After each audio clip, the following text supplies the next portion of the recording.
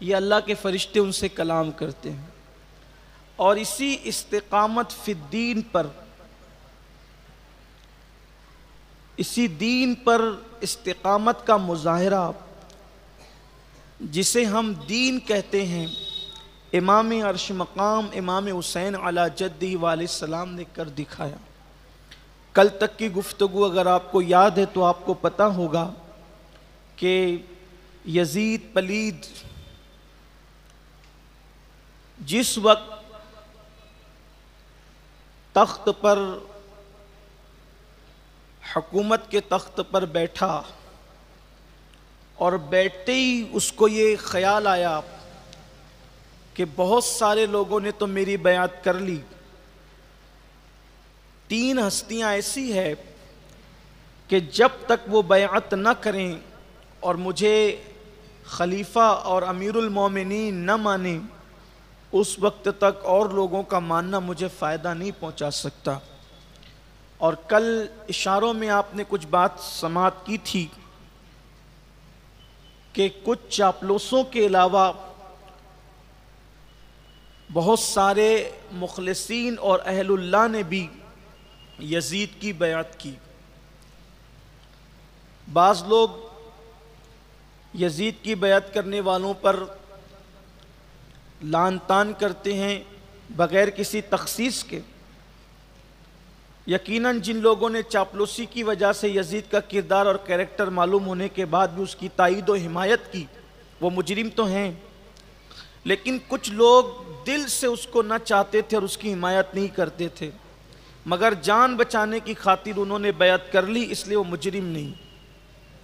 یہاں ایک اور وضاحت آپ کے سامنے کر دوں، جیسے ایک مسئلہ ہے، مسئلہ یہ ہے کہ اگر کسی بندے کو، کسی مسلمان کو، کسی مومن کو پکڑ لیا گیا اور پکڑنے کے بعد سامنے تلواریں ہیں، ڈنڈے ہیں، مار پیٹ کی جا رہی ہے اور بولا جا رہا ہے اللہ کے خلاف بولو، معاذ اللہ، اللہ کے خلاف بولو، بتوں کے نام کے اس کی تعریف کرو، ان کے نام کے نعرے لگاؤ، تو اب یہاں پر شریعت یہ کہتی ہے کہ رخصت یہ ہے، راہ رخصت یہ ہے کہ اگر جان بچانے کے لیے کلمہ کفریہ زبان سے کہہ دیا اور اس کا دل ایمان پر مطمئن ہے، لیکن جان بچانے کے لیے کلمہ کفریہ کہا تو وہ کافر نہیں ہوگا، یہ ہے راہ رخصت۔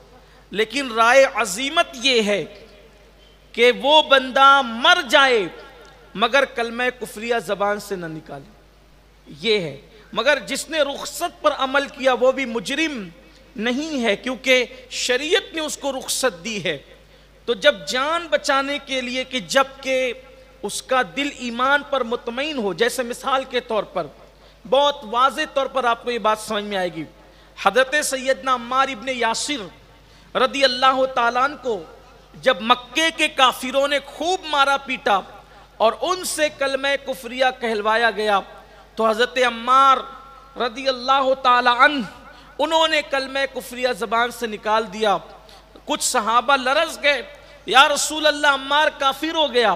حضور اکرم صلی اللہ علیہ وآلہ وسلم نے فرمایا، عمار جب تم یہ کلمہ کفریہ کہہ رہے تھے ان کے مار پیٹ سے بچنے کے لیے تو تمہارے دل میں کیا تھا؟ حضرت عمار نے عرض کیا کہ یا رسول اللہ اس وقت میرا دل ایمان پر مطمئن تھا، لیکن ان کے مار پیٹ سے بچنے کی خاطر میری زبان سے یہ نکل گیا۔ حضور علیہ السلام نے فرمایا عمار کافر نہیں ہوا۔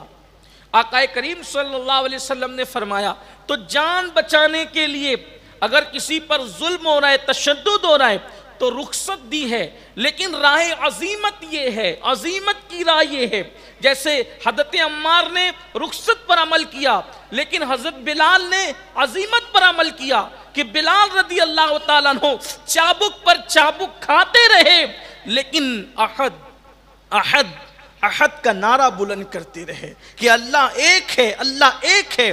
اسی طرح سے جن لوگوں نے جان بچانے کے لیے، آبرو بچانے کے لیے، عزت بچانے کے لیے جو ہے وہ رخصت پر عمل کیا، وہ لوگ مجرم نہیں ہے، کیونکہ وہ یزید کو پلید جانتے تھے، اس کو گندا جانتے تھے، مگر ان پر ان کو آئیڈیل نہیں بنایا جا سکتا، اور امام عالی مقام نے راہ عزیمت پر عمل کیا۔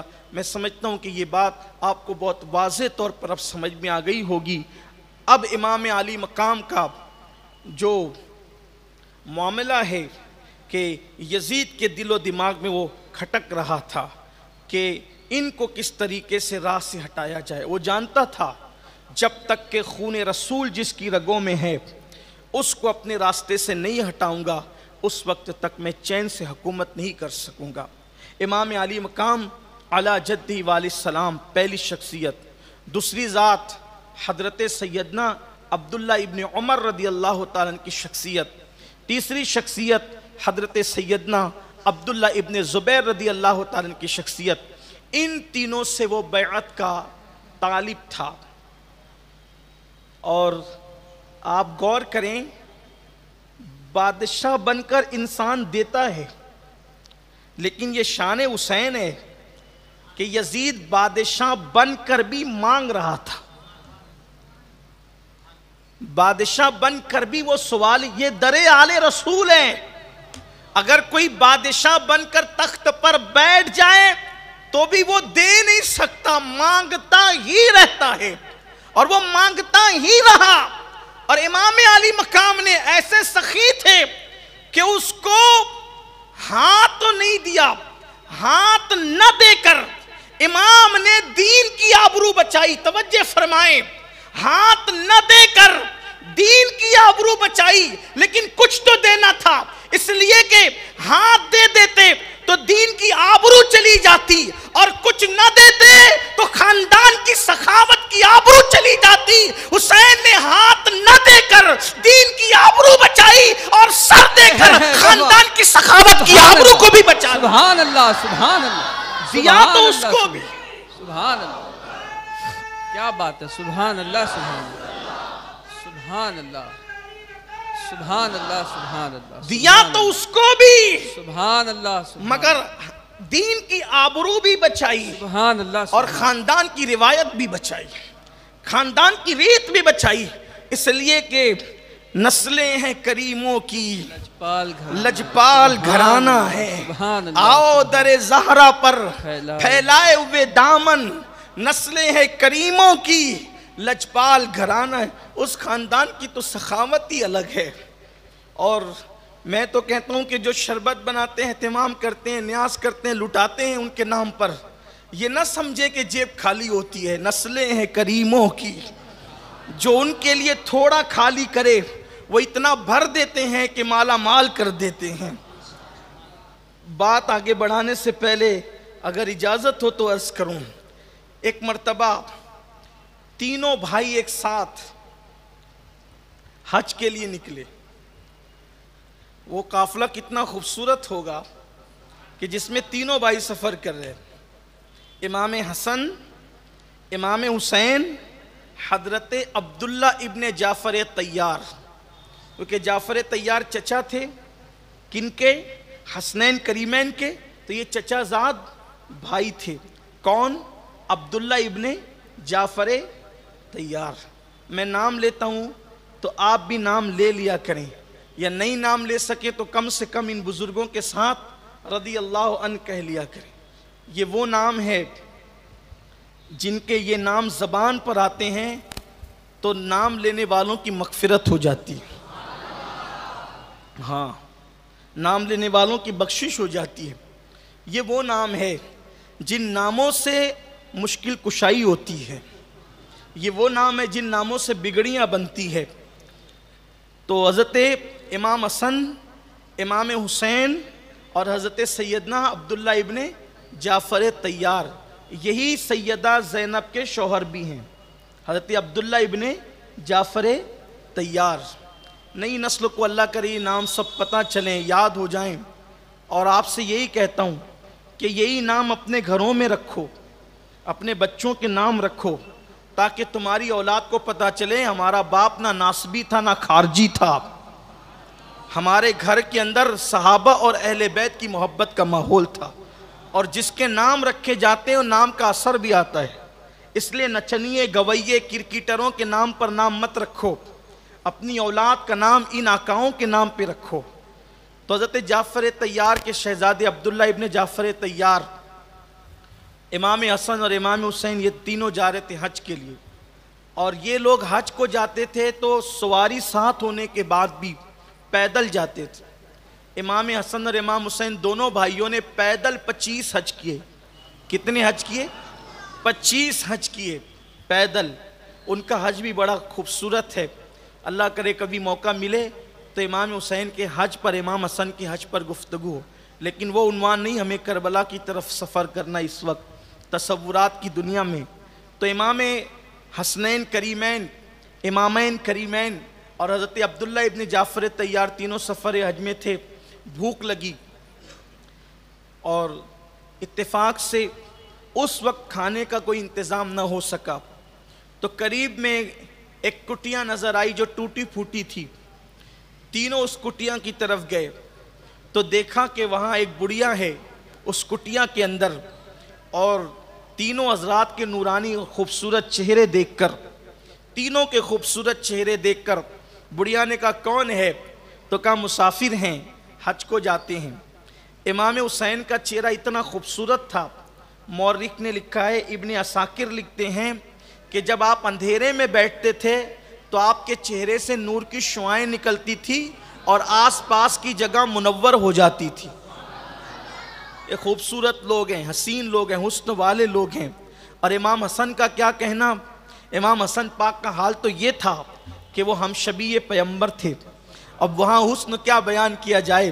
اگر یہ کہا جائے کہ وہ حسن ہے اے سید ابرار تمہارا، اللہ بھی ہے طالب دیدار تمہارا، کیوں دید کے مشتاق نہ ہو حضرت یوسف، اللہ کا دیدار ہے دیدار تمہارا.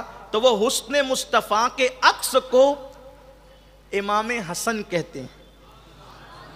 کون سا حسن؟ وہ حسن اے سید ابرار تمہارا. وہ سید ابرار کے حسن کی تصویر کا نام ہے حسن حسن. حسن حسن مصطفیٰ جان رحمت کی تصویر. اور حضور اکرم صلی اللہ علیہ وآلہ وسلم نے یہ نام جو ہے اللہ اکبر رکھے اس لیے تھے تاکہ ان کے ظاہری اور باطنی حسن کا پتہ لوگوں کو چل جائے. لوگ اگر حسن کو غلط پڑھیں تو کیا پڑھیں گے؟ حسن کو کوئی غلط پڑھے تو کیا پڑھیں گے؟ حسن پڑھیں گے. یعنی جن کے نام غلط پڑھے جائیں تو بھی حسن ہی پڑھا جاتا ہے. اور اگر حسین کو غلط پڑھیں گے تو کیا پڑھیں گے؟ حسین پڑھیں گے. آپ دیکھیں تو صحیح، یعنی کہ ان کے نام بھی کوئی بگاڑ کر غلط کرنا چاہیں تو اس کی غلطی میں بھی کیسا حسن نکھر کر کے آتا ہے. یہ نام وہ نام ہے. اور ان کے ناموں سے پہلے کائنات میں یہ نام کسی کے رکھے نہیں گئے. قدرت نے ان ناموں کو پردہ غیرت میں چھپا رکھا تھا کہ حسن سے پہلے کوئی حسن نہیں ہوگا اور حسین سے پہلے بھی کوئی حسین نہیں ہوگا. اور یہ بات بھی کہہ دوں کہ حسن سے پہلے تو کوئی حسن نہیں، حسین سے پہلے بھی کوئی حسین نہیں، اور حسن اور حسین کے بعد بھی اب نہ کوئی حسن ہو سکتا ہے نہ کوئی حسین ہو سکتا ہے. جتنے بھی نام اب حسن اور حسین رکھے جاتے ہیں وہ غلام حسن تو ہو سکتا ہے، اب مطلق حسن کوئی نہیں ہو سکتا. اس لیے کہ حسن ہونے کے لیے حسین جیسا چھوٹا بھائی چاہیے، فاطمہ جیسی امی چاہیے، علی جیسا بابا چاہیے، خدیجہ جیسی نانی چاہیے اور مصطفیٰ جان رحمت جیسا نانا چاہیے. لا سکتا ہے کوئی؟ لوگ کہتے ہیں جوئے شیر لانے کے برابر ہے. چلے کوئی جوئے شیر بھی تو کہیں سے ایڈجسٹ کر لے گا، لیکن یہ خاندان کہاں سے لائے گا؟ یہ خاندان کہاں سے لائے گا؟ بے دم یہی تو 5 ہے، بے دم یہی تو 5 ہے، بے دم یہی تو 5 ہے. مقصود کائنات خیر النساء حسین و حسن مصطفیٰ علی. یہ وہ خاندان ذی شان ہے جن کے گھر میں بے اجازت جبرائیل آتے نہیں. قدر والے جانتے ہیں قدر شان اہل بیت. بڑھیا کی کٹیا میں گئے، مسافر حج کو جاتے ہیں، بھوک لگی ہے کھانے کے لیے، سوچا کہ کہیں رکیں تو آپ کی کٹیا میں بڑھیا کے یہاں ایک بکری کا بچہ تھا، غریب تھی، اس نے ذبح کیا اور کھلا دیا۔ اس کے بعد یہ حضرات کچھ اس کو تحفے تحائف دے کر چلے گئے۔ اس کا بوڑھا شوہر آیا، آنے کے بعد پوچھا بچہ کدھر ہے؟ کہا کہ کچھ مہمان تھے، حج کو جاتے تھے، بھوکے تھے، میں نے کھلا دیا۔ کہا پھر ہم لوگ کے پاس تو وہی ایک تھا۔ کہا کوئی بات نہیں، میں نے مہمان تھے کھلا دیا۔ کچھ تحفے تحائف دے کر گئے، اس کے بعد حج کے وہ کر کے وہ واپس ہوئے۔ حسن اتفاق اس بڑھیا کو اور اس کے شوہر کو مدینہ منورہ کا سفر کی سعادت نصیب ہوئی۔ وہ لوگ اس سفر میں تھے، غریب تھے، وہاں وہ بڑھیا راستے میں کہیں نظر آئی، امام حسن کی نظر پڑی، یہ تو وہی بڑھیا ہے جس نے ہمیں مسافرت میں کھلایا تھا۔ اور اگر بڑھ کر کہوں اپنے ذوق کے مطابق تو توجہ کریں، اس نے ہمارے لیے کھانا بنایا تھا۔ توجہ، اس نے ہمارے لیے کھانا بنایا تھا، کھلایا تھا ایک الگ بات، ہمارے لیے کھانا بنایا تھا۔ گئے بڑھیا کے پاس، پہچانا نہیں، وہ جو حج کے موقع پر مسافر تیرے گھر کھانے آئے تھے، کہاں؟ انہی میں سے ایک ہوں، یہی میرا گھر ہے، چلو۔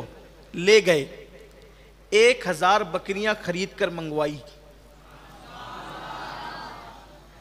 1000 بکریاں خرید کر منگوائی اور اس بڑھیا کو دیا، اور ساتھ ہی ساتھ 1000 سونے کے سکے بھی دیے۔ فرمایا دوسرا میرا بھائی تھا، اس کے پاس بھی جاؤ، اس کا گھر وہاں ہے۔ وہ بڑھیا وہاں گئی اور کہا کہ دیکھو تمہارے بھائی نے جو آپ کے ساتھ حج میں تھے 1000 بکریاں اور 1000 دینار سونے کے سکے دیے ہیں۔ تو امام حسین نے بھی 1000 بکریاں اور 1000 سونے کے سکے دیے۔ پھر اس کے بعد کا وہ ایک میرا چچا زاد بھائی تھا جو ہم 3 میں سے تیسرا تھا، اس کا گھر وہاں ہے، وہاں جاؤ۔ حضرت عبداللہ ابن جعفر طیار کے گھر گئی تو کہا ان دونوں نے کیا دیا؟ کہا 1000 بکریاں اور 1000 دینار دیے۔ حضرت جعفر طیار نے 2000 بکریاں منگوائی اور 2000 بکریاں اور 2000 دینار دیے۔ 4000 بکریاں اور 4000 دینار لے کر جب اپنے شوہر سے ملی تو کہا یہ کہاں سے لائی؟ ہم تو یہاں مسافر ہے۔ کہا وہ جو ہے وہ کمزور سا، جو ہے وہ چھوٹا سا بچہ بکری کا جن مہمانوں کو کھلایا تھا وہ اتنے سخی لچپال نکلے کہ انہوں نے ہمیں مالا مال کر دیا۔ تو کہا وہ ہے کون؟ انہوں نے بتایا، وہ ہے کون؟ انہوں نے بتایا۔ کہا نہیں، میں نے ان کے نام بھی نہیں پوچھے، قربان جائے تو کسی نے کہا آل نبی کے سوا اتنا سخی کون ہو سکتا؟ تو جس نے ایک مرتبہ ان شہزادگان کے لیے اپنے گھر میں کھانا پکایا، شہزادوں نے اس بڑھیا کو اتنا مالا مال کر دیا۔ سنیو، تم تو ہر سال ان کے لیے پکاتے ہو، اس کی برکتیں کیا نصیب ہوگی؟ تو عرض یہ کر رہا تھا، ان کی سخاوت پر بات آ گئی تھی کہ یزید جب بادشاہ بنا، حکمراں بنا، تو اس کو یہی تھا کہ ان 3 لوگوں سے بیعت لینی ہے۔ اس نے خط لکھا مدینہ منورہ کے گورنر حضرت امام علی مقام کے متعلق اور حضرت عبداللہ ابن عمر کے متعلق اور حضرت عبداللہ ابن زبیر کے متعلق ولید بن عقبہ کو، ولید اس وقت مدینہ منورہ کا گورنر، ان کو خط لکھا۔ خط کا مضمون اکثر مورخین نے یہ بیان کیا ہے کہ جیسے یہ خط تمہارے پاس پہنچے ان تینوں کو بلاؤ اور میری بیعت طلب کرو، اگر وہ میری بیعت کر لیں ٹھیک ہے، ورنہ تینوں کو اسی وقت قتل کر دینا۔ دیکھیے یہ جو بات کہی جاتی ہے نا کہ یزید نے قتل نہیں کیا، یزید نے قتل نہیں کیا، یزید نے قتل نہیں کیا، وہ تو ملک شام میں بیٹھا ہوا تھا، اس کے قتل کا پلان تو پہلے سے تھا۔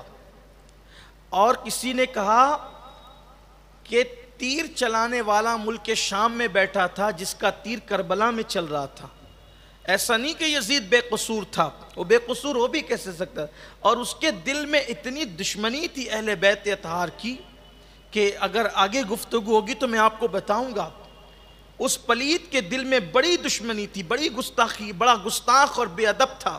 صحابہ کا بھی گستاخ تھا، حضور علیہ السلام کے اصحاب کی شان میں بھی توہینیں کرتا تھا. ام المومنین حضرت عائشہ صدیقہ کا بھی گستاخ تھا. شیخ عبدالحق محدث دہلوی رحمۃ اللہ علیہ نے جو لکھا ہے وہ جملے تو نقل کرنے کی ہمت نہیں ہوتی. اس بدبخت نے اماں جان عائشہ صدیقہ کی شان میں ایسی گستاخی کی ہے. تو اس نے کہا کہ اگر وہ بیعت کرے تو ٹھیک ہے، بیعت نہیں کرتے تو تینوں کو قتل کر دو. وہ خط پہنچا مدینہ منورہ. ولید کچھ دور اندیش انسان تھے، ولید بن عقبہ، اور کچھ خیال تھا اہل بیت کا.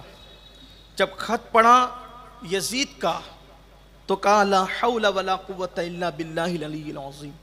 اس نے کیا خط لکھا کہ میں آل نبی کو قتل کر دوں، شہید کر دوں؟ پھر ولید نے کہا اگر قتل حسین کے بدلے میں مجھے پوری دنیا کی حکومت بھی دے دی جائے میں قتل نہیں کروں گا. اور سزا کے طور پر یہ بات لکھی تھی کہ اگر تم نے ان تینوں کو میری بیعت نہ کرنے کی بنیاد پہ قتل نہیں کیا تو میں تمہیں مدینہ منورہ کی گورنری سے معزول کر دوں گا. ولید نے کہا مجھے 1000 مرتبہ مدینہ منورہ کی گورنری سے معزول ہونا گوارا ہے، لیکن مجھے امام علی مقام کا قتل گوارا نہیں ہے. پھر ولید نے سوچا کہ یہ معاملہ کیسے حل ہو. تو ولید جانتا تھا کہ ایک شخص مدینے میں جو رہتا ہے وہ ہے مروان، اور اس کا دماغ لومڑی کی طرح ہے. لومڑی کی عیاری اور مکاری اس کے دل و دماغ کے اندر ہے. مروان کو بلایا، کہا مروان دیکھ یہ معاملہ اور یہ خط آیا ہے، میں کیا کروں؟ مروان نے کہا بلاؤ.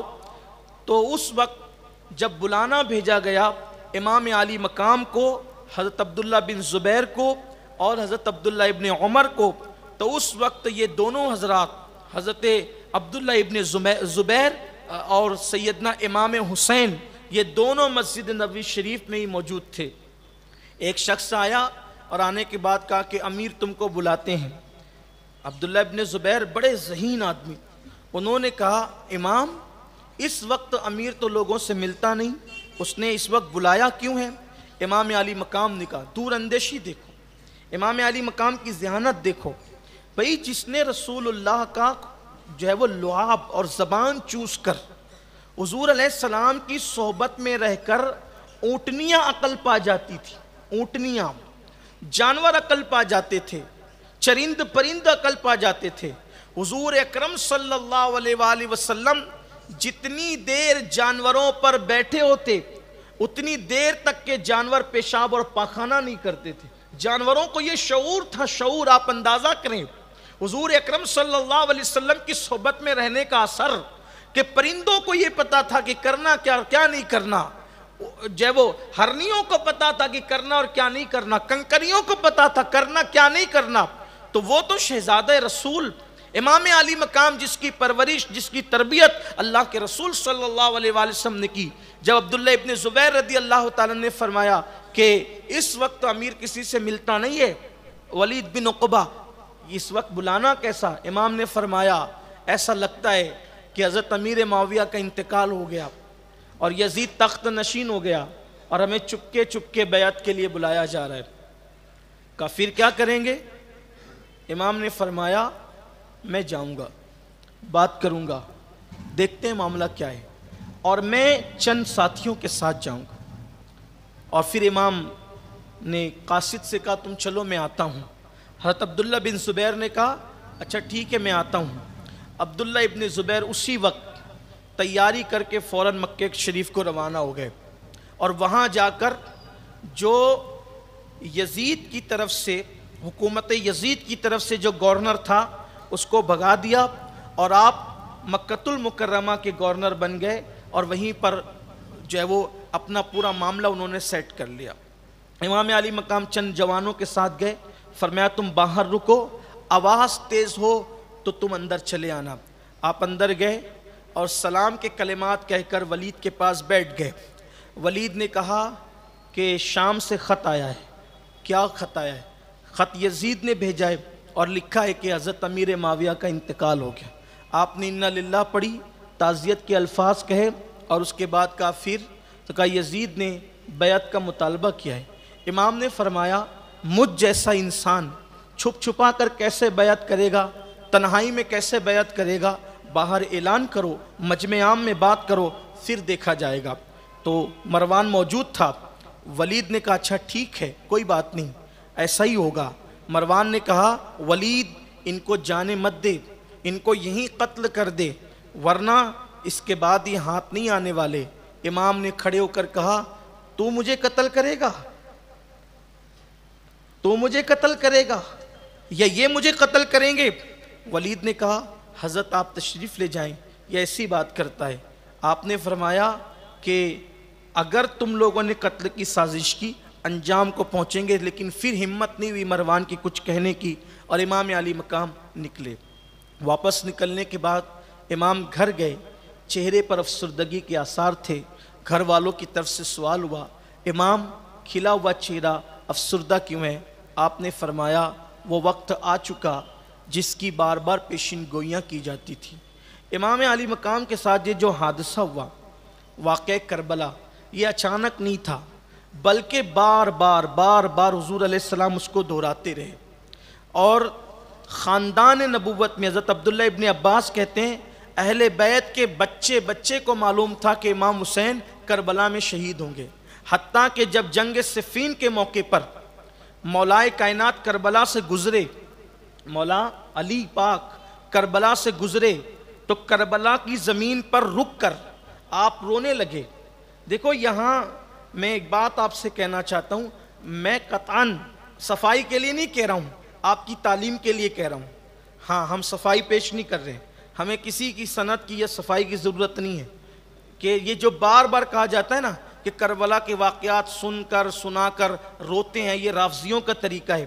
میں کہتا ہوں کہنے والے صرف ایک مرتبہ کم سے کم خطبات محرم ہی پڑھ لیں, جنہیں ہم فقیہ ملت کہتے ہیں نا, ان کی کتاب ہی پڑھ لیں, یا کم سے کم ایک مرتبہ علامہ ارشد القادری کو پڑھ لیں, یا کم سے کم ایک مرتبہ علامہ نظامی کو پڑھ لیں, یا کم سے کم ایک مرتبہ سید نعیم الدین مراد آبادی کو پڑھ لیں, یا کم از کم بہت مختصر سی کتاب آئین قیامت وسطائے زمان حسن بریلوی کی کتاب ہی پڑھ لیں.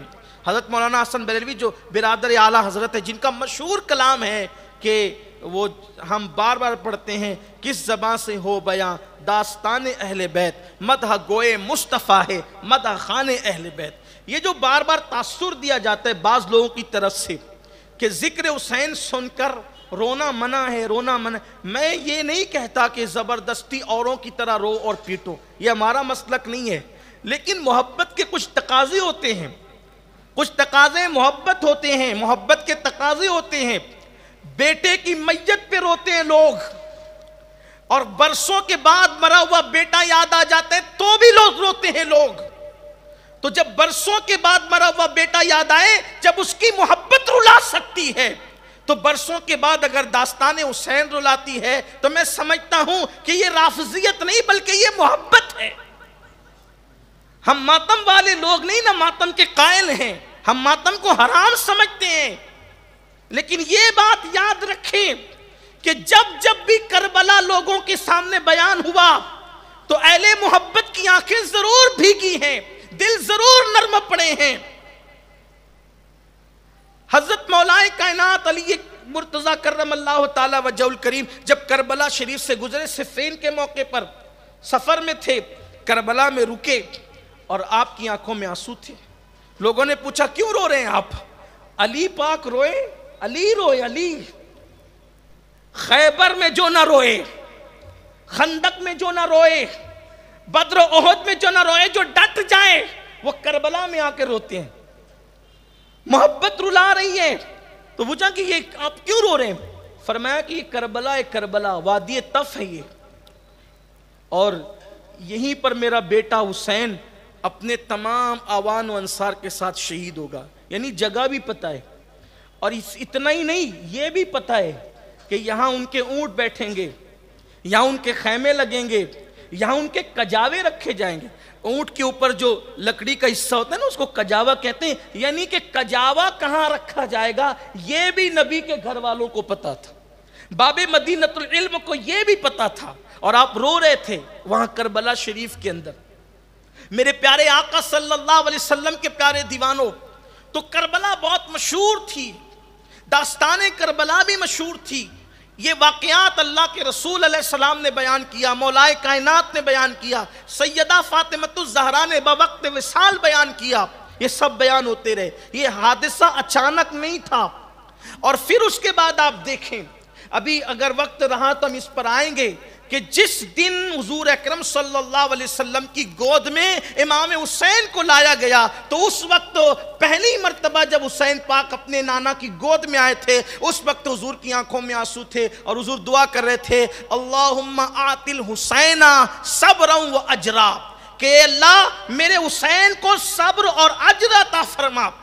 آخرکار پیدا ہونے والے نوزائیدہ بچے کے لیے، شہزادے کے لیے صبر اور اجر کی دعا کیوں کی جا رہی ہے؟ اس لیے کہ رسول اللہ جانتے ہیں کہ جو آج پیدا ہوا ہے اس کو قدم قدم پر صبر سے گزرنا ہے، صبر کی منزل سے گزرنا ہے، اور مولا حسین اپنی پوری زندگی میں ہر قدم پر صبر کی منزل سے گزرتے رہے۔ سیدنا امام زین العابدین سے کسی نے پوچھا یہ صبر کیا ہے اور صبر کی حیثیت کیا ہے؟ تو حضرت امام زین العابدین نے فرمایا جس طریقے سے زندہ انسان کے لیے سر کا ہونا ضروری ہے، ویسے ہی ایمان کے لیے صبر کا ہونا ضروری ہے۔ اللہ اکبر، یہ نہیں کہا گیا کربلا ٹل جائے، امام حسین کے سر سے مصیبت ٹل جائے، امام حسین کے سر سے بلائیں ٹل جائیں، نہیں، بلکہ کیا دعا کی جا رہی ہے؟ اے اللہ میرے حسین کو صبر عطا فرما اور اجر عطا فرما۔ جانتے ہیں قدم قدم پر صبر ہے۔ اب آپ دیکھیں، اگر ہم دیکھیں تو امام علی مقام کی زندگی کا یہ گوشہ بھی بیان کیا جا سکتا ہے، لیکن وقت کی ہم ابھی اس کو تیزی سے گزریں گے۔ حسین صبر کے راستے میں جو ہے وہ منزل بمنزل کیسے آگے بڑھتے ہیں، دیکھو صبر کی کیفیت کیا ہے اور کیسے گزرے ہیں امتحان سے۔ ابھی 7 سال کی عمر ہے کہ نانا جان کا وصال ہو گیا، کتنا غم ہوگا، کتنی تکلیف ہوگی، کس طریقے سے اداسی ہوگی۔ اللہ اکبر، 7 سال کی عمر ہے اور نانا جان کا وصال ہو گیا۔ جب دوسرے لوگوں پر غم کی یہ کیفیت تھی کہ جنات رو رہے تھے، دیواروں سے رونے کی آواز آ رہی تھی، جنگلوں بیابان سے رونے کی آواز آ رہی تھی، اس وقت مولا حسین پاک جو نانا کی گود میں بیٹھتے تھے، جو نانا کے کندھوں پہ بیٹھتے تھے، جو نانا کی زلف معمبر کو پکڑ کر کے جو ہے وہ کندھوں پہ بیٹھ کے سواری کیا کرتے تھے، یہ آپ نے بار بار سنا ہے نا اپنے خطبہ سے کہ ایک دن دیکھا گیا کہ مولا حسین پاک کہتے ہیں نانا مجھے سواری چاہیے، مجھے سواری چاہیے۔ تو اللہ کے حبیب علیہ السلام نے اپنے گھٹنے زمین پہ رکھے اور ہاتھوں کو زمین پہ رکھا، کہا لو حسین تمہاری سواری آ گئی۔ پھر اس کے بعد پیٹھ پہ بٹھایا، کہنے لگے نانا لوگوں کی سواریوں کو تو لگام بھی ہوتی ہے۔ حضور علیہ السلام نے اپنی زلف عنبری کو ان کے ہاتھوں میں دے دیا۔ آپ غور تو کریں، یہ پیار تھا، یہ پیار تھا امام علی مقام۔ ایک مرتبہ گھر کے قریب سے گزرے تو رونے کی آواز آئی، فرمایا فاطمہ کون رو رہا ہے؟ عرض کی بابا جان حسین روتے ہیں۔ سرکار نے فرمایا انہیں رلایا مت کرو، یہ روتا ہے تو میرا دل دکھتا ہے۔ یہ آقا کریم کی محبت تھی۔ اب بتائیں جب امام علی مقام 7 سال کی عمر میں جب نانا کے وصال کا صدمہ کتنا رہا ہو، ابھی نانا کے وصال کے صدمے کے زخم دل سے گئے بھی نہیں تھے کہ ٹھیک 6 مہینے کے بعد امی کا وصال ہو گیا، ماں کا سایہ سر سے اٹھ گیا، اور اس کے بعد پھر امام علی مقام کو چند سالوں کے بعد والد کا سایہ سر سے اٹھا، اور پھر اس کے ٹھیک 10 سال کے بعد بھائی کا سایہ سر سے اٹھا، اس کے ٹھیک 10 سال کے بعد کم و بیش جو ہے وہ 50 میں امام کی شہادت ہوئی امام حسن پاک کی، اور 61 میں کربلا کا واقعہ پیش آیا، اور اس درمیان میں جو ستایا گیا وہ الگ، وہ ایک داستان ہی الگ ہے۔ اگر ایک ایک لمحہ، ایک ایک سال، 56 سال میں سے ایک ایک سال اگر بیان کیا جائے، زبان پہ میں قابو نہیں، دل میں ہمت نہیں، کلیجہ کانپ جائے، اور وہ بھی کسی ایسے آدمی سے جس کی خون کی شریانیں اس عرش مقام کی شریانوں، خون کی شریانوں سے منسلک ہوتی ہو، ان کے لیے تو قطعاً ممکن نہیں۔ لیکن صرف یہ بات اس لیے بیان کی جاتی ہے تاکہ ہمیں عبرت ہو کہ انہیں کتنا ستایا گیا ہے۔ آنکھ میں آنسو، پریشان کیا جانا، ستایا جانا، گالیاں دیا جانا اور ان کا صبر کر. اللہ اکبر. تو امام علی مقام علی جدی علیہ السلام نے گھر پہ کہا کہ جس کی پیشین گوئیاں اور غیب کی خبریں تھیں اب ویسا لگتا ہے کہ وہ وقت آ چکا. یزید بادشاہ بن بیٹھا اور بیعت کا مطالبہ ہے اس کی طرف سے. کیا کیا جائے؟ تو یہ تھا کہ ہم مدینہ چھوڑ دیں گے. اب ہمیں مدینہ شریف چھوڑنا ہے. یہ مدینہ شریف چھوڑنا، مدینہ شریف چھوڑنا صرف یہ نہ کہ صرف چھوڑنا، یعنی کہ اس سے نکلنا. کسی عاشق سے پوچھ، 14ویں صدی کے مجدد امام عشق و محبت کہتے ہیں یا قافلتی زیدی اجلک رحم بر حسرت تشن لبک مورا جیارا لرجے درک درک طیبہ سے ابھی نہ سنا جانا. جانے کی بات مت کر. اے میرے قافلے والوں، مدینہ منورہ میں میری مدت قیام اور بڑھا دو، اس لیے کہ جب میں یہ سنتا ہوں کہ مدینے سے جاؤ تو میرا دل دھک دھک کرنے لگتا. جو مہینے بھر کے لیے 14ویں صدی والا عاشق، 14ویں صدی کے بعد جو پیدا ہو وہ عاشق اگر ایک مہینے کے لیے چلا جائے تو وہ کہتا ہے کہ میرا دل دھک دھک کرنے لگتا ہے یہ سن کر کہ مدینے سے جانا ہے. جو پیدا مدینہ منورہ میں ہو، جو جوان مدینہ منورہ میں ہو، جو بڑا مدینہ منورہ میں ہو، جو پلا مدینہ منورہ میں ہو، جس کی ولادت سے لے کر جوانی تک کے لمحات مدینہ منورہ میں گزرے ہوں، اور پھر مسافر کی حیثیت سے نہیں، مسافروں کا مدینہ منورہ میں قیام اور ہے، اور امام حسین کا مدینہ منورہ میں قیام اور ہے. مسافر جاتا ہے تو واپسی کا ٹکٹ لے کر کے جاتا ہے، اور واپسی کا ٹکٹ نہ صحیح تو کم سے کم واپس لوٹنے کی سامان لے کر جاتا ہے، تمنا لے کر جاتا ہے. وہ عاشق اور تھے جو دفن ہونے کی تمنا لے کر جاتے تھے، لیکن بہرحال وہ کچھ نہ کچھ تو بہرحال خیال دل میں ہوتا ہے کہ لوٹنا اتنی تاریخ کو ہے، لوٹنا اتنی تاریخ کو ہے. حسین کا تو سب کچھ مدینے کا تھا، ماں بھی مدینے میں، بابا بھی مدینے میں، بھائی بھی مدینے میں، گھر بھی مدینے میں، نانا بھی مدینے میں، سب کے سب مدینے میں.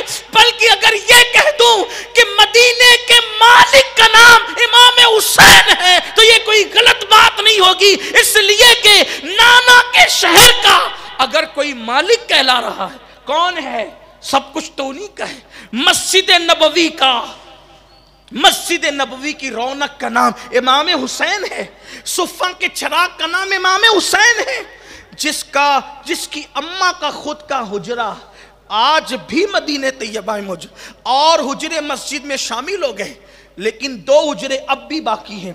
ایک تو حجرہ عائشہ ہے، ایک تو حجرہ فاطمہ ہے، جس کی والدہ کا حجرہ اب بھی مدینہ طیبہ میں، یعنی کہ جس کی ماں کا گھر اب بھی مدینہ طیبہ میں، وہ امام حسین ہے. اور کہتے ہیں کہ اب ہمیں مدینہ چھوڑ دینا ہے، چلے جانا ہے. یہاں کہاں جانا ہے؟ کہ کوئی منزل ہی نہیں. کہاں جانا ہے؟ کوئی منزل نہیں. 2 چیزیں، ایک اپنا وطن، ایک اپنی پسند، دوسرے نبی کی پسند. اپنی پسند وطن میں رہو، نبی پاک کی پسند دین بچاؤ. امام حسین نے اپنی پسند چھوڑ دی، ترک کی اپنی پسند کو. نانا کی پسند دین بچا. دین کتنا اہم ہے. کربلا سننے کے لیے بے چین رہنے والوں سے، کربلا سننے کے لیے بے قرار رہنے والوں سے، کربلا کے واقعات پہ قربان رہنے والوں سے میں پوچھنا چاہتا ہوں. امام حسین کہتے ہیں مدینے سے چلے جائیں گے لیکن دین کو بے سہارا ہونے نہیں دیں گے. دین بچانا ہے، یہاں سے چلے جانا، دین بچانا ہے، دین پہ آنچ نہیں آنے دیں گے. اپنے سروں کی ٹوپیاں بوجھ سمجھنے والوں، چہروں سے داڑیاں منڈا کر گٹروں میں پھینکنے والوں، اپنے گھر کی شادیوں میں ڈی جے بجانے والوں، حرام اور ناجائز روپیوں کی شکل میں بلکہ سود اور بیاج کی شکل میں حرام پیٹ میں ڈالنے والوں سے میں پوچھنا چاہتا ہوں، دین کہاں ہے؟ مذہب کی تڑپ کہاں ہے؟ مسلک کا شوق کہاں ہے؟ ایمان کی اہمیت کہاں ہے؟ لوگ اگر 1 لاکھ روپے جیب میں رکھ کے نکلتے ہیں تو بار بار جیب ٹٹولتے، پیسے ہیں کہ نہیں ہیں؟ ارے ایمان سینے میں رکھ کے نکلنے والوں، دن میں کتنی مرتبہ ایمان ٹٹولتے ہو کہ ایمان ہے کہ چلا گیا؟ روپیوں پر بکنے والے لوگ، روپیوں پہ ایمان کا سودا کرنے والے لوگ، گناہ کی دہلیز پہ ایمان کا سودا کرنے والے لوگ کبھی حسینی ہو سکتے؟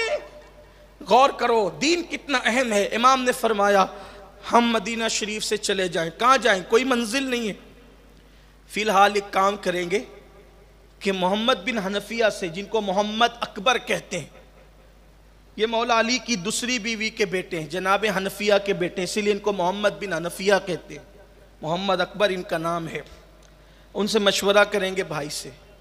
انہوں نے کہا امام بیعت نہ کریں، آپ تو کرنا ہی نہیں ہے، بیعت نہ کریں، لیکن آپ کو کہیں اور نہیں جانا ہے، مدینے میں رہیں گے تو پریشان کیے جائیں گے، آپ مکے چلے جائیں، وہاں جائیں سکون سے رہیں، کوئی آپ کے ساتھ چھیڑ چھاڑ نہیں ہوگی۔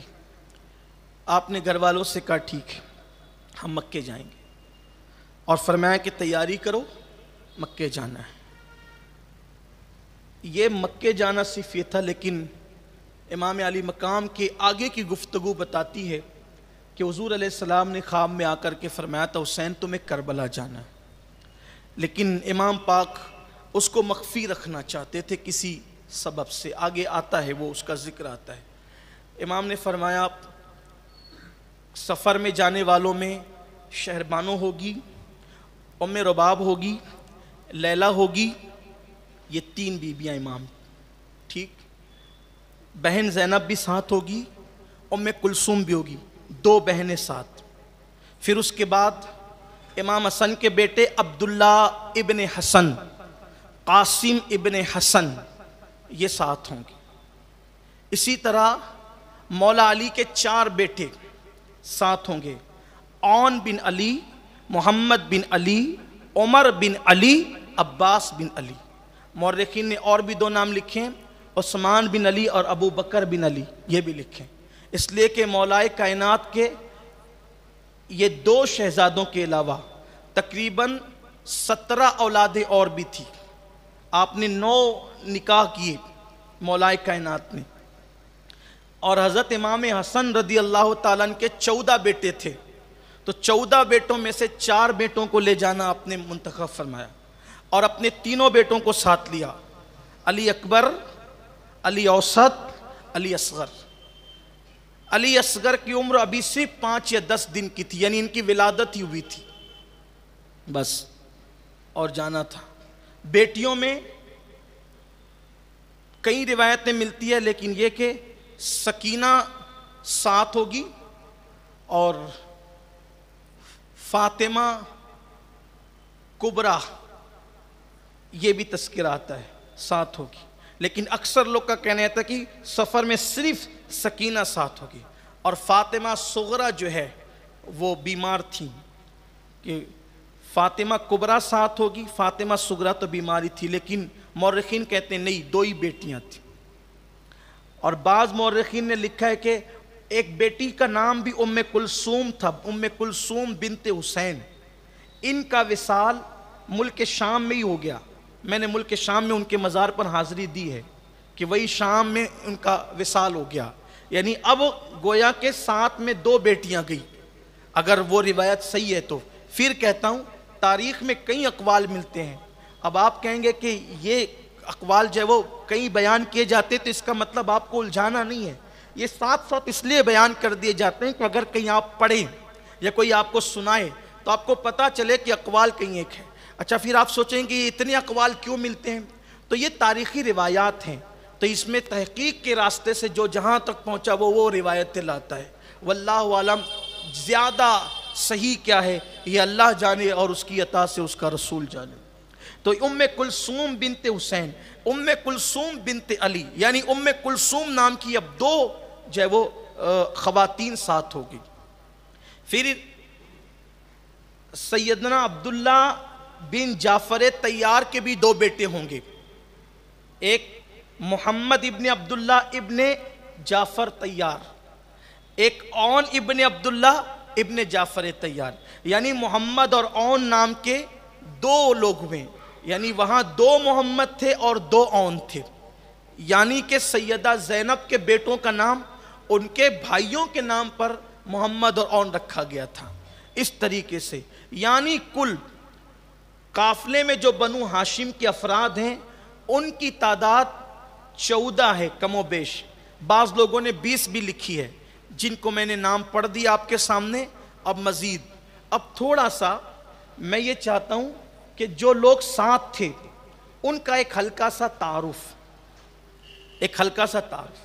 اسی طرح ایک روایت کے مطابق حضرت امام حسن کی ایک بیوی جو حضرت سیدنا امام قاسم رضی اللہ تعالیٰ عنہ کی والدہ تھی، وہ بھی امام حسین کے ساتھ کربلا میں گئیں۔ اب یہاں پر تھوڑا سا ایک آپ کے سامنے تعارف، پہلے آتے ہیں حضرت سیدہ شہر بانو کی طرف۔ یہ شہر بانو کون ہے؟ یہ امام حسین کی بیوی، اور یہ ماں ہیں امام علی اوسط ابو الائمہ حضرت سیدنا امام زین العابدین کی امی ہے یہ، اور یہ بہت بڑے بادشاہ کے گھرانے کی بیٹی ہے۔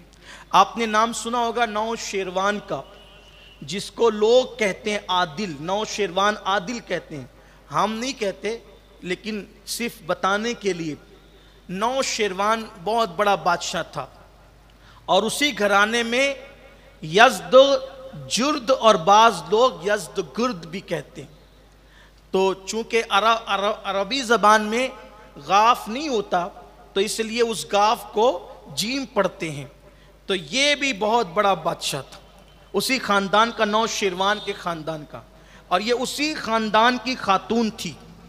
اس خاندان کی 3 بیٹیاں جس وقت فاروق اعظم کے دور میں ایران فتح ہوا، ایران کی فتح ہوئی، تو اس وقت جو بہت ساری عورتیں کنیز اور باندیاں بنا کر لائی گئیں، تو ان میں سے بادشاہ کے گھرانے کی 3 بیٹیاں بھی تھیں، اس میں سے ایک حضرت شہر بانو تھی، اور بھی 2 خواتین تھیں، یعنی انہی کی بہن۔ تو جس وقت یہ آئیں تو پوری سونے میں لدی ہوئی تھی یہ، کیونکہ یہ شہزادیاں تھیں، بادشاہ وہ بھی شاہ ایران کے گھر کی بیٹیاں تھیں، تو ان کو تو یہ اندازہ بھی نہیں تھا کہ یہ قیدی بنا لی جائے گی اور یہ قید ہو جائے گی۔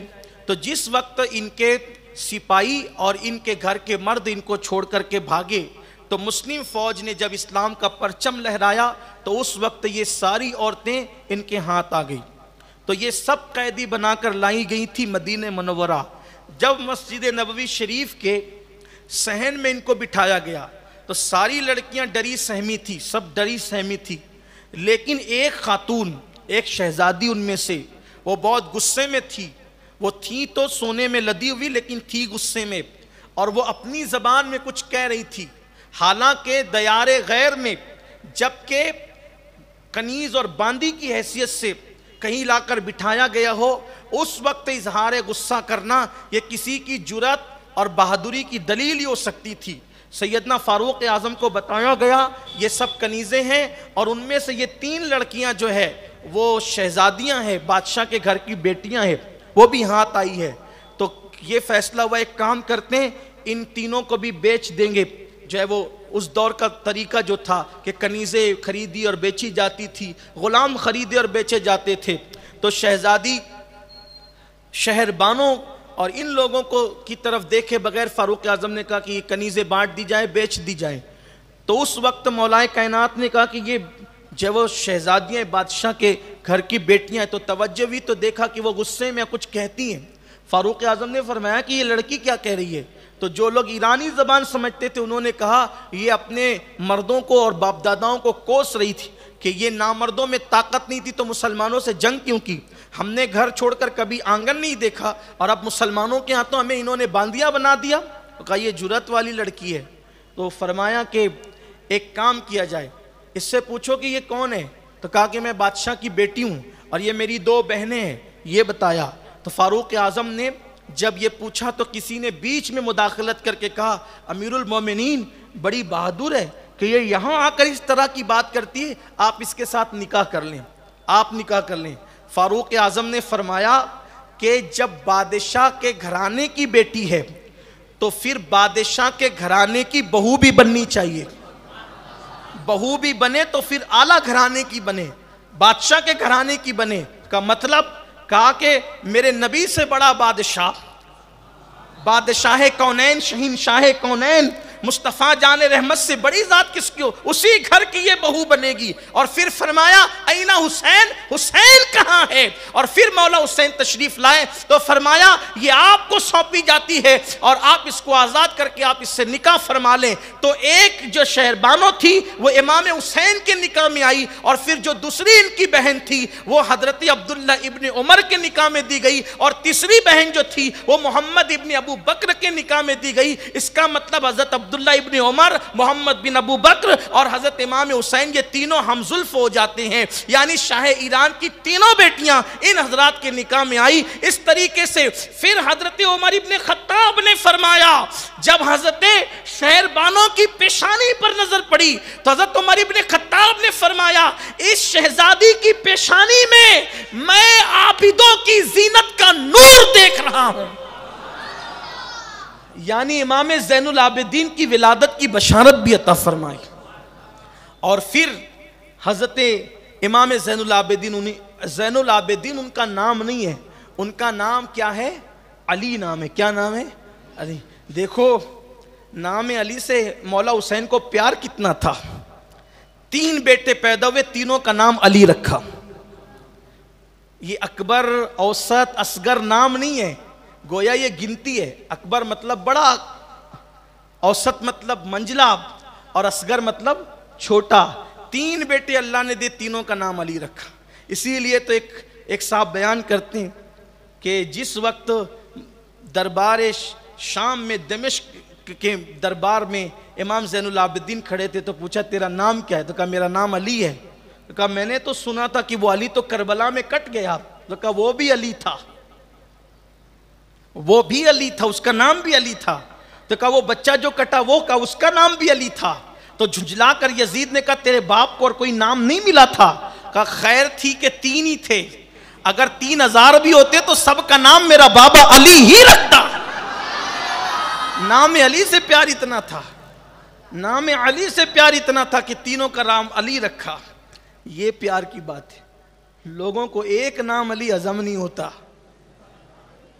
امام حسین نے تو تینوں کے نام علی رکھے تھے، یعنی پیار کتنا تھا۔ اس سے پتا چلتا ہے امام حسین کے دل میں کیوں نہ ہو جس کا پیار ایمان کی ضمانت۔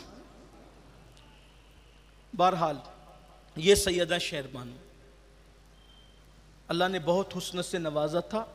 کہتے ہیں کہ ان کا مزار اس وقت ایران کی سرزمین پر۔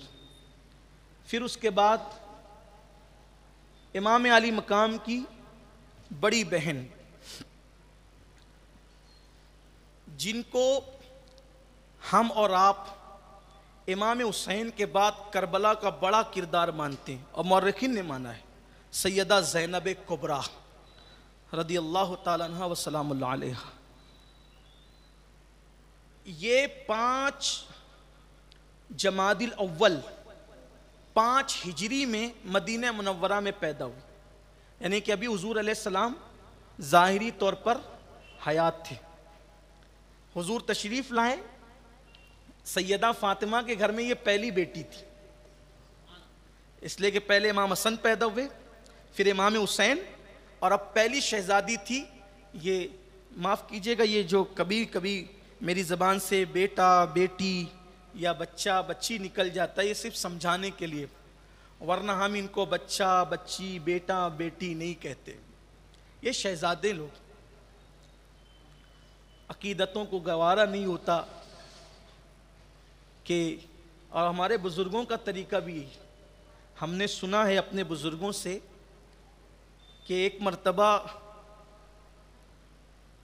محدث اعظم پاکستان کے سامنے کسی نے تقریر میں کہہ دیا نبی کی بیٹی فاطمہ، تو آپ نے تقریر کے بعد فرمایا بیٹے، نبی کی بیٹی فاطمہ کی بجائے نبی کی شہزادی فاطمہ کہتے تو یہ ادب سے زیادہ قریب تھا، مگر چونکہ محفل میں سبھی لوگ ہوتے ہیں تو سمجھانے کے لیے، بتانے کے لیے تھوڑا سا نیچے اترنا پڑتا ہے۔ حالانکہ یہ بھی کوئی بے ادبی نہیں ہے، لیکن میں یہ چاہتا ہوں کہ ہم ادب کے معاملے میں جتنی بلندی پہ جا سکیں، کیونکہ دین پورا کے پورا ادب کا نام ہے۔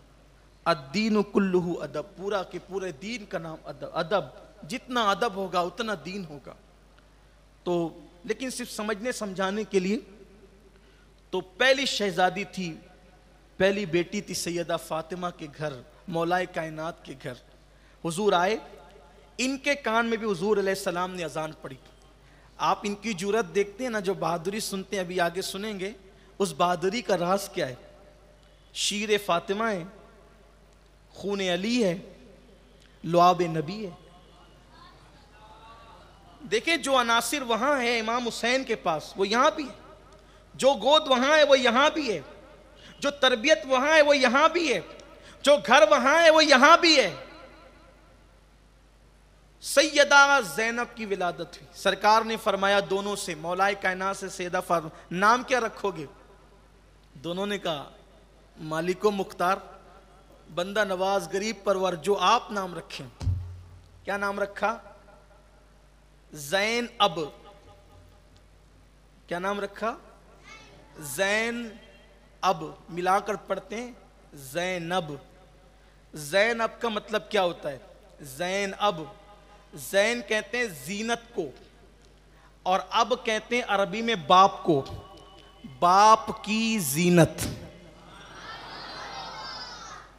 زینت علی۔ سوچیں آپ، جس کو کرم اللہ وجہ الکریم کہتے ہیں، اس کی بیٹی کا نام ہے زینب۔ اور زینب کا ایک معنی ہوتا ہے سب سے ہٹ کر، یونیک۔ ایک معنی یہ بھی ہوتا ہے سب سے ہٹ کر، یونیک۔ دیکھ لینا کربلا میں، سب سے ہٹ کر۔ عورت کا تصور کیا؟ برتن دھونا۔ عورت کا تصور کیا؟ کپڑے دھونا۔ عورت کا تصور کیا؟ کھانا پکانا۔ عورت کا تصور کیا؟ مرد سامنے آئے تو لرز جانا۔ عورت کا تصور کیا؟ مرا ہوا چوہا دیکھ لے تو کانپ جانا، حادثے کی تاب نہ لانا۔ لیکن سب سے ہٹ کر نبی نے جس کا نام رکھا، ذات بھی سب سے ہٹ کر تھی۔ پورا دربار بھرا ہے اور مردوں کی طرح جو استقامت کے ساتھ کھڑی ہے اللہ کے دین کا علم لے کر، اسی کو زینب کہتے ہیں۔ بھائی چار مردوں کو دیکھ کر کے عورتوں کی زبان نہیں کھلتی، عورت کی کمزوری ہے، لیکن یہ لعاب مصطفیٰ کی ہیبت تھی، طاقت تھی، جرأت تھی کہ کوفہ کے دربار میں ابن زیاد جیسے کو جو ہے وہ لاجواب کر دیا، اور پھر دربار یزید میں تو چھکے چھڑا دیے۔ ابھی وہ ذکر بعد میں آتا ہے۔ تو یہ 5 ہجری میں 5 جمادی الاول کو ان کی ولادت۔ ان کے 61 القابات ہیں۔ کتنے القابات ہیں تاریخ میں؟ 61 القابات ہیں۔ شریکت الحسین، ثانی زہرا، حورا، تقیہ، نقیہ، حافظہ، عالمہ۔ حضرت امام زین العابدین کہتے ہیں ہمارے خاندان میں فاطمۃ الزہرا کے بعد ان سے بڑی عالمہ کوئی نہیں تھی۔ صرف 5 سال کی عمر میں انہوں نے قرآن حفظ کیا تھا۔ سیدہ زینب رضی اللہ تعالیٰ عنہ نے صرف 5 سال کی عمر میں قرآن شریف حفظ کیا تھا، یعنی قرآن مقدس کی تکمیل ہو رہی تھی اور ساتھ ساتھ سیدہ زینب کا حفظ قرآن بھی مکمل ہو رہا تھا۔ یہ سیدہ زینب رضی اللہ تعالیٰ عنہ کی شان ہے۔ پھر اس کے بعد گھریلو کام کاج وغیرہ سب چیزیں اللہ نے بہت نوازا تھا۔ تربیت کس کی تھی؟ گود، کبھی علی پاک کی گود میں، کبھی نبی پاک کی گود میں، کبھی سیدہ فاطمہ کی گود میں۔ ایک مرتبہ تلاوت کرتے کرتے اوڑنی سر سے نیچے آ گئی۔ سیدہ نے کہا زینب اللہ کا ذکر کھلے سر نہیں کرتے۔ اس دن جو دوپٹہ ڈالا ہے پھر کبھی دوپٹہ سر سے نیچے نہیں آیا۔ یہ سیدہ زینب کی طرح ثانی زہرا کہتے ہیں، چہرہ بھی تھا ویسا اور کردار بھی ویسا تھا۔ بڑی سخی تھی، بہت سخاوت اللہ نے دی تھی، اللہ نے بہت سخی بنایا تھا ان کو۔ کوئی مدینہ منورہ کی خاتون گھر آتی تھی تو کبھی خالی لوٹ کر نہیں جاتی. فرماتی تھی کہ سائل کو خالی لوٹانا یہ مومن کی شان نہیں ہے. کچھ نہ کچھ دے دیا کرو, کچھ نہ کچھ عطا کر دیا کرو. مستحق ہو تو بھی دیا کرو, غیر مستحق ہے تو بھی دیا کرو. جب عمر بڑھی تو فاروق اعظم کے دور خلافت میں ان کا رشتہ اشعث بن قیس نے پہلے مانگا. یہ اشعث بن قیس جس کا ذکر کل آپ سن چکے ہیں, یہ جادہ کا باپ, تو اس نے پہلے مانگا, مولا علی نے منع کر دیا. پھر حضرت جعفر طیار کے بیٹے حضرت عبداللہ بن جعفر. یہ عبداللہ بن جعفر کون ہے؟ جب جعفر طیار کی شہادت ہو گئی تو ان کی اہلیہ رونے لگی, کہا کہ اب ان بچوں کا کون ہے؟ تو حضور علیہ السلام نے فرمایا تھا ان کا والی میں ہوں. پھر حضور علیہ السلام نے ان کو اپنی پرورش میں لے لیا. سرکار علیہ السلام کے وصال کے بعد حضرت عبداللہ بن جعفر کی پرورش مولائے کائنات نے کی. اب دیکھیں, دونوں کو دیکھیں کہ سیدہ زینب کی پرورش کہاں ہو رہی ہے؟ ایک تو نبی کے پاس, ایک تو مولا علی کے پاس. اور حضرت عبداللہ بن جعفر جو ان کے شوہر پرورش کہاں ہو رہی ہے؟ ایک تو نبی پاک کے پاس اور ایک تو مولا علی کے پاس. جب وہ جوان ہوئے تو پھر ان کی طرف سے رشتہ مانگا گیا تو مولائے کائنات نے ان کا رشتہ کر دیا. حضرت عبداللہ بن جعفر طیار بہت مالدار تھے. مدینہ منورہ میں 4 لوگ بڑے سخی مانے جاتے تھے اور چاروں مالدار بھی تھے. ایک امام حسن, دوسرے امام حسین, تیسرے عبداللہ بن عباس, چوتھے عبداللہ بن جعفر طیار. ان چاروں کی سخاوت بہت مشہور تھی اور چاروں مالدار تھے, بڑی دولت تھی, اللہ نے بہت دولت سے نوازا تھا. یہاں ایک غلط فہمی کا ازالہ بھی ہوتا ہے کہ حسنین کریمین کو لوگ کبھی کبھی سمجھتے ہیں کہ بیچارے بڑے فاقہ کش ہوں گے. بیچارے بولتے ہیں لوگ, ارے ان کو بیچارہ کیسے کہتے ہو جو پوری کائنات کا چارہ ہے, پوری کائنات کا چارہ گر جو ہو. اس سے یہاں لوگوں کو تھپکیاں دی جاتی ہے, یار غریب ہے تو رہو, مفلس ہے تو رہو, بھیک منگی ہو تو رہو. اس لیے کہ یہ سب غریب لوگ تھے. کس نے کہا غریب لوگ تھے؟ جو ایک اجنبی بڑھیا کو 1000 بکریاں خرید کر ایک وقت میں دے دیں, 50 ہزار لوگوں کا قرضہ چکا دیں. حضرت اسامہ بن زید حالت سکرات کے قریب تھے, امام حسین ملاقات کے لیے گئے. حضرت اسامہ بن زید سے کہا غمگین ہو موت کی وجہ سے؟ کہا نہیں, موت سے زیادہ قرضے کا غم ہے. 60,000 درہم مجھ پہ قرض ہے, ڈر لگتا ہے مقروض دنیا سے جاؤں گا تو کیا ہوگا. امام حسین نے فرمایا فکر مت کرو, وہ 60,000 میں ادا کر دوں گا. کہا لیکن اگر مر جاؤں گا اسی حالت میں, وہ بوجھ لے کر جاؤں گا, آپ تو ادا کر دیں گے, میں چاہتا ہوں کہ انتقال سے پہلے ادا کر دوں. امام نے فرمایا فکر نہ کرو, تمہاری روح نکلنے سے پہلے وہ 60,000 کا میں ادا کر دوں گا. گھر گئے, 60,000 لیا اور لینے کے بعد وہ قرضہ ادا کر دیا. قرضہ لوگوں کا 60,000 ادا کرنے. ایک مرتبہ ایک شخص آیا, کہا میری بیٹی کی شادی ہے, میں غریب آدمی ہوں, میں چاہتا ہوں کہ میری بیٹی کا نکاح شان سے ہو. فرمایا ہو جائے گا. کس شان سے ہوا؟ اس کے جہیز میں 1000 کنیزیں دی اور ہر کنیز کے ہاتھ میں 1,000 درہم دیے. یہ بھیک مانگنے والوں کے لیے, جو بھیک مانگنے آتے تھے ان کو. اس لیے سنیوں مالدار بنو, دیندار بنو, دیندار بھی بنو, مالدار بھی بنو. دین چھوڑ کے مالدار بنو گے تو فرعون اور قارون کے راستے پہ چلو گے, اور دین کے ساتھ مالدار بنو گے تو حسنین کریمین کے راستے پر, عثمان غنی کے راستے پر, عبد الرحمن ابن عوف کے راستے پہ. لیکن یہ مالدار بننے کا مطلب یہ نہیں کسی کی گردن دبا کے بن گیا, کسی کا کروڑوں ہضم کر کے بن گیا, کسی کا لوٹ مار کے بن گیا. معاذ اللہ ایسے نہیں, حلال کے ذریعے سے بنو, کوشش کرو. مال برا نہیں ہے, لوگوں نے تو پتہ نہیں مال کو کیا سمجھا ہے. مال حاصل کرو حلال سے, مال برا نہیں ہے. 25 حج ایسے ہی ہوتے ہیں, 25 حج بغیر مال کی ہوتے ہیں. 1000 روپے, لاکھوں روپے لوگوں کو یوں ہی لٹائے جاتے ہیں. نہیں, ایسے نہیں ہے, ایسے نہیں. بلکہ یہ سب مالدار تھے. امام موسیٰ کاظم بھی بہت مالدار.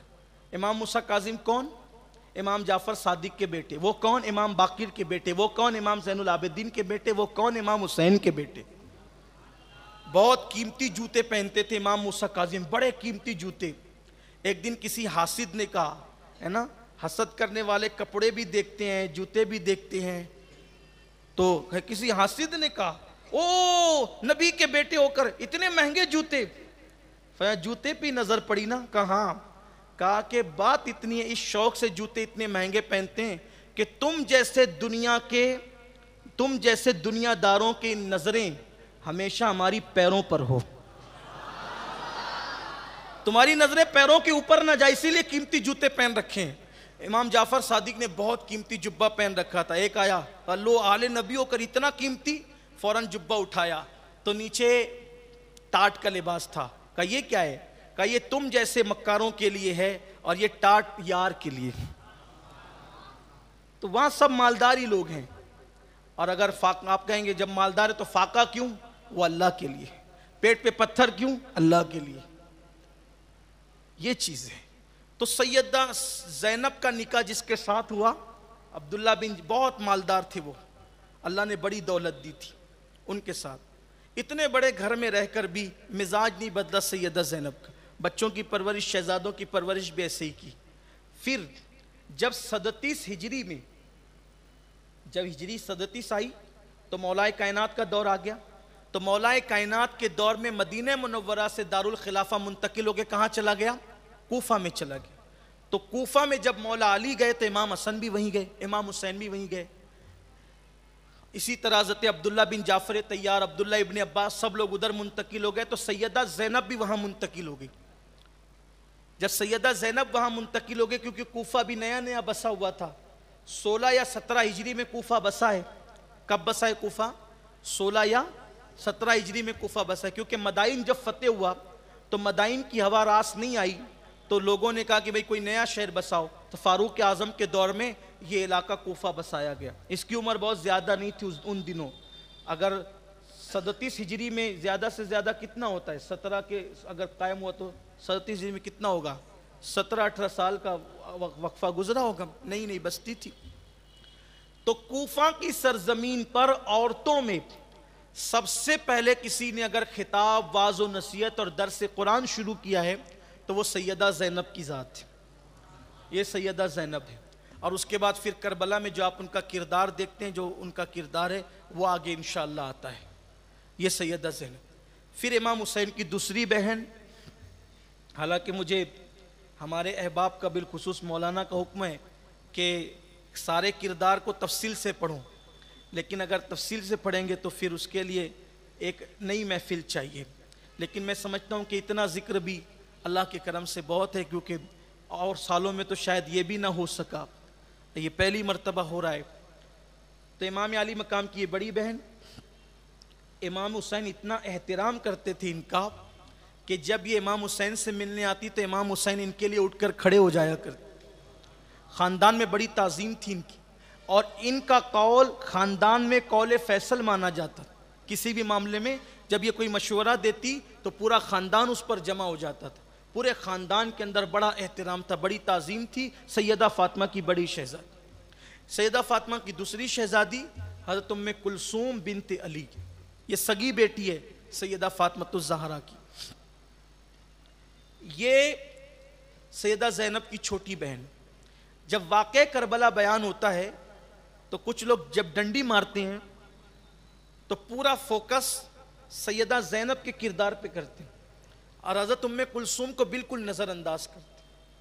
حالانکہ ہم تو غلام ہیں اہل بیت کے، ہمارے لیے تو ساری ہستیاں قابل تعظیم، قابل احترام ہیں. یہ حضرت ام کلثوم جو تھی چھوٹی بہن تھی سیدہ زینب کی اور امام علی مقام کی. ان کا نکاح حضرت سیدنا عمر ابن خطاب کے ساتھ ہوا تھا، اور یہ حضرت عمر ابن خطاب کی بیوی تھی. تو میدان کربلا میں بھی یہ آئی تھی. اور اب یہاں ایک خاص بات، سیدنا فاروق اعظم کے ساتھ ان کا نکاح کیوں ہوا؟ اب آپ خود سوچیں کہ فاروق اعظم کی عمر اور حضرت ام کلثوم کی عمر بڑا فرق ہے، بہت بڑا فرق ہے. لیکن فاروق اعظم کے ساتھ نکاح کیوں ہوا؟ امیر المومنین سیدنا عمر ابن خطاب رضی اللہ تعالیٰ عنہ مولا علی کے پاس آئے، کہنے لگے کہ علی ام کلثوم کے ساتھ نکاح کرنا چاہتا.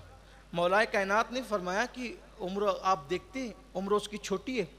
تو کہنے لگے نہیں، اللہ کی قسم، اللہ جانتا ہے، ممبر پہ کہا اللہ جانتا ہے کہ میں کسی نفسانی خواہشات کے لیے ام کلثوم سے نکاح نہیں کر رہا ہوں، بلکہ میں یہ چاہتا ہوں کہ رسول اللہ نے فرمایا کہ قیامت کے دن سارے رشتے ناتے منقطع ہو جائیں گے، ٹوٹ جائیں گے، ختم ہو جائیں گے. کسی کو کسی کا نسب کام نہیں آئے گا، کسی کو کسی کا حسب کام نہیں آئے گا. سارے حسب نسب خونی رشتے بھی منقطع ہو جائیں گے. الا نسبی و سببی، سوائے میرے نسب کے سارے نسب ختم ہو جائیں گے. تو اے علی، میں اپنی نفسانی خواہش کے لیے نکاح نہیں کر رہا ہوں، بلکہ ام کلثوم کے ساتھ نکاح کر کے فاطمہ کا داماد بننا چاہتا ہوں، اور سیدہ فاطمہ سے اپنا رشتہ جوڑ کر کے رسول اللہ سے رشتہ جوڑنا چاہتا ہوں، تاکہ قیامت کے دن یہ نسبت فاطمہ کام آ جائے. یہ ہے اہل بیت کی نسبت. حالانکہ عمر ابن خطاب کون ہیں جن کے لیے قرآن کی آیتیں اترے؟ عمر بن خطاب کون ہیں جن کی شان میں قرآن کی آیتیں اترتی ہے، جس کی زبان پہ حق جاری ہوتا ہے، جس کو دیکھ کر شیطان رستہ بدل دیتا ہے، جس کی نیکیاں آسمان کے تاروں کے برابر ہیں، جس کا ذکر توریت اور انجیل میں ہے. وہ کیا کہہ رہے ہیں؟ اہل بیت سے رشتہ جوڑ رہا ہوں. اور پھر آپ کے ساتھ نکاح ہوا اور ایک شہزادے بھی پیدا ہوئے جن کا انتقال ہو گیا بچپن. پھر جب حضرت عمر ابن خطاب کی شہادت ہوئی، تو پھر حضرت محمد ابن عبداللہ، حضرت محمد ابن جعفر، ایک تو حضرت عبداللہ ابن جعفر ہے، دوسرے محمد ابن جعفر. حضرت عمر ابن خطاب کی شہادت کے بعد محمد ابن جعفر طیار کے ساتھ پھر آپ کا دوسرا نکاح ہوا. یہاں تھوڑی سی وضاحت کرنا چاہتا ہوں، بہت خاص بات. اگر برا لگے تو معاف کر دینا، لیکن کہنا چاہتا ہوں. آپ نے اس سے پہلے کی نشست میں بھی سنا کہ حضرت اسماء بنت امیس رضی اللہ تعالی عنہا، پہلے ان کا نکاح حضرت جعفر طیار کے ساتھ ہوا، ان کی شہادت کے بعد حضرت ابوبکر صدیق کے ساتھ ہوا، ان کے وصال کے بعد ان کا نکاح مولا کائنات کے ساتھ ہوا. پھر یہ حضرت ام کلثوم کا معاملہ کہ پہلے یہ فاروق اعظم کے نکاح میں تھی، ان کی شہادت کے بعد پھر محمد ابن جعفر طیار کے ساتھ نکاح ہوا. اس طرح اور بھی خواتین. لیکن آج اپنے معاشرے کا حال یہ ہے کہ اگر کوئی عورت بیوہ ہو جاتی ہے، کوئی عورت اگر بیوہ ہو جائے تو بیوہ ہونے کے بعد وہ خود بھی اور اس کے خاندان والے بھی اور ہماری قوم بھی اس بیوہ کے دوسرے نکاح کو عیب سمجھتے ہیں، اور لوگ کہتے ہیں کہ یہ شرافت کے خلاف ہے. بھئی شوہر مر گیا، اب صبر کرو، جو ہونا تھا ہو گیا، ہے نا؟ یہی کہتے ہیں لوگ. اور وہ جوانی میں چاہ کر بھی نکاح نہیں کر سکتی، دل چاہتا ہے، مگر ظالم معاشرہ، ظالم رسومات، ظالم رسمیں، ظالم زنجیریں، تانے کا خوف، عورتوں کی تانہ زنی کا خوف اس جوان عورت کو سسک کر مرنے پر مجبور کر دیتے ہیں. وہ دوسرا نکاح نہیں کر سکتی، شرافت کے خلاف ہے. میں پوچھنا چاہتا ہوں کہ اسماء بنت امیس سے بڑا بھی کوئی شریف ہے اس وقت سماج میں؟ ام کلثوم بنت علی سے بڑھ کر بھی کسی کے پاس شرافت ہے؟ جن کے قدموں میں گویا کہ شرافت کو معراج نصیب ہوتی ہے، یہ ان خواتین کی داستان پڑھی جا رہی ہے. جب انہوں نے بیوہ ہونے کے بعد دوسرا نکاح پسند کیا، قبول کیا، تو آج ہماری جوان بچیاں، اور یاد رکھنا، زبردستی کسی جوان بیٹی کو بیوہ ہونے کے بعد بھی نکاح سے روکنا، اس کی خواہشات کو کچلنا، کبھی کبھی اس کو غلط راستے پر ڈال سکتا ہے. اس لیے یاد رکھیے، بیوہ کا نکاح ہونا چاہیے. ہاں اگر اس کو خواہش نہیں ہے، بچے چھوٹے ہیں، وہ صبر کر سکتی ہے تو بات الگ ہے. پھر حضور علیہ السلام کی طرف سے بشارت ہے کہ اگر کوئی عورت بچے چھوٹے ہونے کی وجہ سے ان کے اس بچوں کا خیال کرتے ہوئے بیوگی کے بعد بھی دوسرا نکاح نہ کرے بچوں کے خیال سے، تو وہ خاتون اور میں جنت میں اتنے پڑوس میں ہوں گے، قریب ہوں گے جیسے 2 انگلیاں قریب ہیں. بشارت بھی ہے. لیکن عام طور پر یہ دور گناہوں کا دور، ماحول کیسا عجیب ماحول ہے. اس لیے اگر جوانی کی دہلیز پر قدم رکھنے کے بعد کسی حادثے کے سبب کوئی لڑکی بیوہ ہو جائے، اس کا نکاح کرنا یہ شرافت کے خلاف نہیں ہے. اس طریقے سے تو ابھی اور بھی خواتین کے نام ہم لے سکتے ہیں، لیکن ابھی اس کا وقت نہیں. لیکن صرف یہ غلط رسم ہے. دیکھیے اپنے ذہن کو بدلیے، اپنی سوچ کو بدلیے، اپنی فکر کو بدلیے. یہ جو ہمارے درمیان مشرکانہ سوچ ہے، یہ کافروں کی جو فکر ہمارے اندر کہیں نہ کہیں سے آ گئی ہے، کسی کی تہذیب سے متاثر ہو گئے، کسی کے مذہب سے متاثر ہو گئے، کسی کی فکر سے متاثر ہو گئے. نکلیے اس گندگی سے. اور میں خواتین سے کہتا ہوں اور لوگوں سے بھی کہتا ہوں، سرپرستوں سے کہتا ہوں کہ لوگ کیا کہیں گے، یہ فکر دل و دماغ سے نکال دو. ہماری کوئی بیٹی غلط راستے پر نہ جانے پائے. اسی طرح سے بیوہ جب ایک کے بعد، اور حضرت اسماء بنت امیس کا ذکر جب آیا تو میرے خیال میں آیا کہ پہلے ان کا نکاح حضرت جعفر کے ساتھ ہوا، شہادت کے بعد صدیق اکبر کے ساتھ، وصال کے بعد مولا علی کے ساتھ. اگر کوئی عورت کے 2 شوہر انتقال کر جائیں تو لوگ تو کہیں گے کہ لو معاذ اللہ، یہ تو شوہروں کو کھا جاتی ہے، یہ تو منوس ہے. خود ماں خدیجۃ الکبریٰ کو دیکھ لیں، 2 بار بیوہ ہوئی اور تیسری مرتبہ حضور کے نکاح میں آئی. یہ شرافت کے خلاف نہیں ہے. اپنی سوچ بدلو.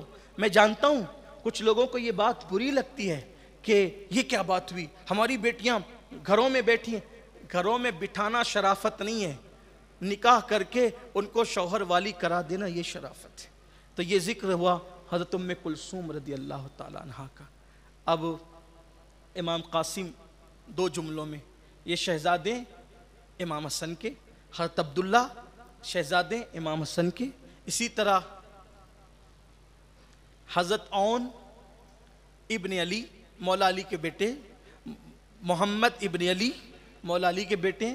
اسی طرح عمر ابن علی، عبداللہ ابن علی، عثمان ابن علی، یہ مولا علی کے بیٹے. یہ حضرات بھی کربلا میں ہیں.